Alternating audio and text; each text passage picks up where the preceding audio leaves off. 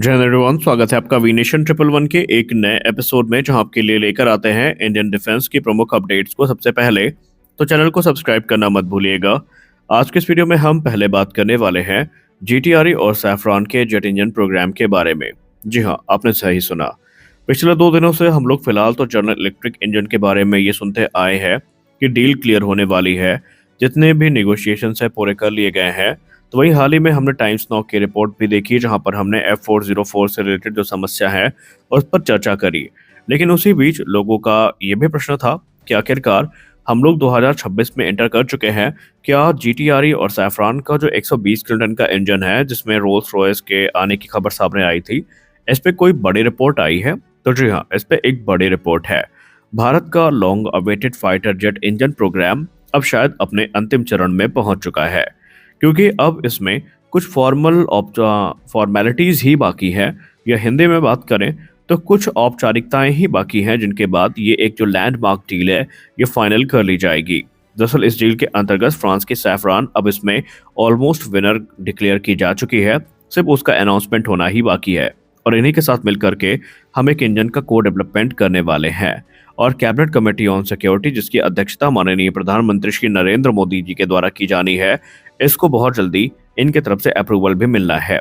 एक बार जैसे इसको अप्रूव कर दिया जाता है तो फिर ये भारत के लिए किसी सिग्निफिकेंट माइलस्टोन से कम नहीं होगा, क्योंकि भारत आत्मनिर्भर भारत इनिशिएटिव को लेकर जो आगे बढ़ रहा है उसकी पूर्ति के लिए इस इंजन का आना अत्यंत अनिवार्य बन चुका है।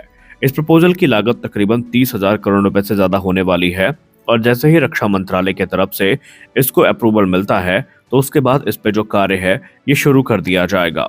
जी हाँ, आपने सही सुना, इस प्रोग्राम की शुरुआत हो जाएगी और ये फेज्ड मैनर में पूरा होगा। बाकायदा इसके लिए जो अभी खाका है वो तैयार किया जा रहा है।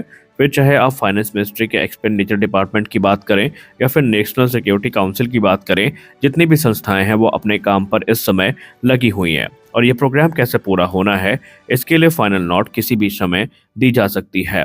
सीसीएस अप्रूवल ही सही मायने में देखा जाए तो किसी प्रोग्राम की आधिकारिक शुरुआत होती है। फॉर एग्जाम्पल, अगर हम आपको समझाने की कोशिश करें, सपोज भारत कोई फाइटर जेट बनाने पर काम कर रहा है।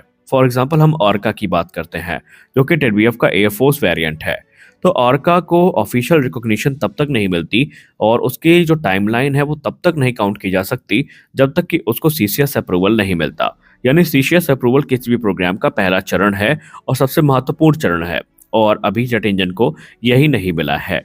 हालांकि अगर हम बात करें इसकी कैपेबिलिटी को लेकर, तो हमने कई बार इसकी कैपेबिलिटी को लेकर चर्चा करी है कि सैफरान बेसिकली एक ऐसे इंजन को लेकर प्रपोज कर रहा है जो कि स्केलेबल थ्रस्ट के साथ आएंगे।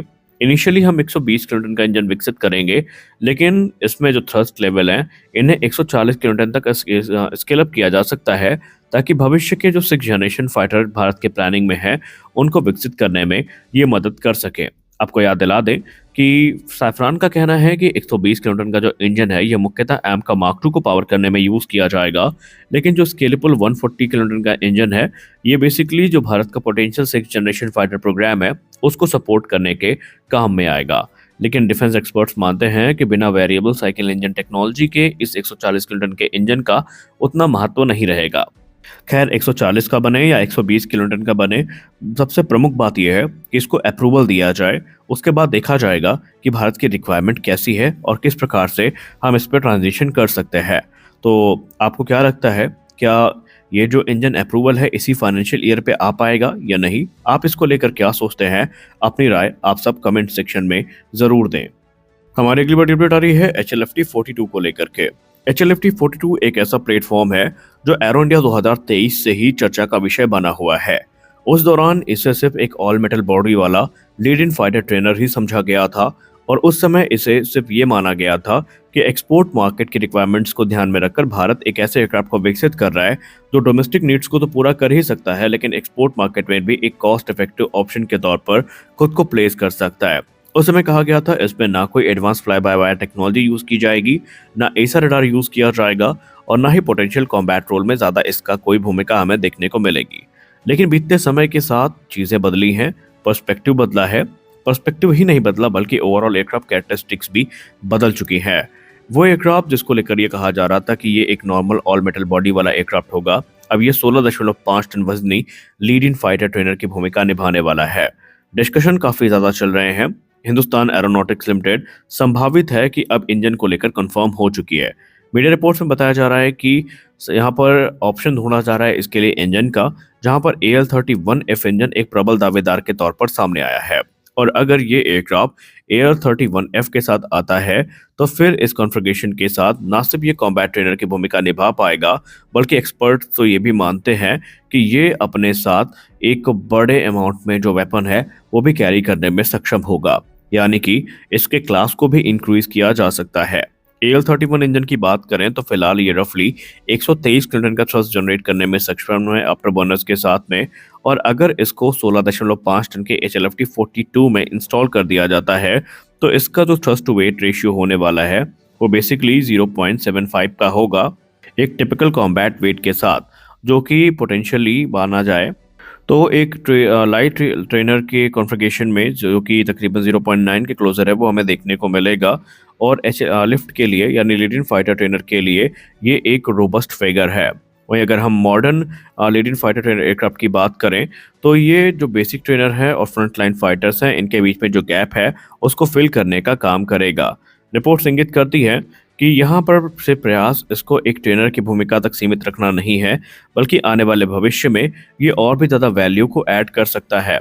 फिलहाल यहाँ पर जो एमका और दूसरे जो फ्रंट लाइन फाइटर्स हैं इनके लिए ट्रेनिंग की भूमिका ये निभाएगा, लेकिन आने वाले भविष्य में ये यहाँ पर कॉम्बैट रोल में भी यूज़ किया जा सकता है। रिपोर्ट्स बताती हैं कि एक पावरफुल इंजन के साथ इसकी जो रेंज है, इसकी जो वेपन कैरिंग कैपेसिटी है वो इंक्रीज हो सकती है। ऑलरेडी HLFT-42 को लेकर हम लोग ये जानते हैं कि पहले इसमें जो इलेक्ट्रॉनिक्स कम करने की बात की गई थी अब वो चीज़ भी हट चुकी है। इसमें आपको एडवांस इलेक्ट्रॉनिक वॉरफेयर सुइट देखने को मिलेगा, एडवांस आपको एवियोनिक्स देखने को मिलेंगी, एक एसा रडार भी इसके लिए प्लान किया जा रहा है और मोस्ट इम्पॉर्टेंटली ये 10 के आसपास जो BBR मिसाइल्स हैं उनको कैरी करने में सक्षम होगा। यानी अगर AL-31 के साथ ये इंजन कॉन्फ़िगरेशन सेलेक्ट की जाती है तो एक्सपर्ट्स मानते हैं भारत के लिए ये काफ़ी बेनिफिशियल साबित हो सकता है। लेकिन अभी बता दें कि फाइनल कॉन्फ़िगरेशन कंफर्म होना बाकी है और एक बार जैसी चीज़ें कंफर्म होती हैं तो तस्वीर अपने आप क्लियर हो जाएगी। आप सबको क्या लगता है HLFT-42 को लेकर जो परिकल्पना रखी गई है क्या वो लीड इन फाइटर ट्रेनर तक सीमित रहेगी? क्योंकि 2023 में ही एक रिपोर्ट सामने आई थी जहां पर इसके 4 अलग अलग वेरिएंट्स को प्रपोज किया गया था। एक था लीड इन फाइटर ट्रेनर, दूसरा था एक लाइट कॉम्बैट एयरक्राफ्ट, तीसरा था एक full fledge multi role fighter और चौथा था एक आर्म का यानी ऑप्शनली मैन्ड कॉम्बैट एयरक्राफ्ट। अब देखना इंटरेस्टिंग होगा कि भविष्य में क्या क्या चीज़ें प्रैक्टिकल देखने को मिलती है। तो इस वीडियो में बस इतना ही। आशा करते हैं कि यह वीडियो आपको अच्छी लगी होगी। वीडियो अच्छी लगी वीडियो को लाइक करिए, नए हैं चैनल को सब्सक्राइब करिए, क्योंकि हम आपके लिए ऐसी रिपोर्ट्स लेकर आते रहते हैं। मिलते हैं अगले वीडियो में, तब तक के लिए जय हिंद।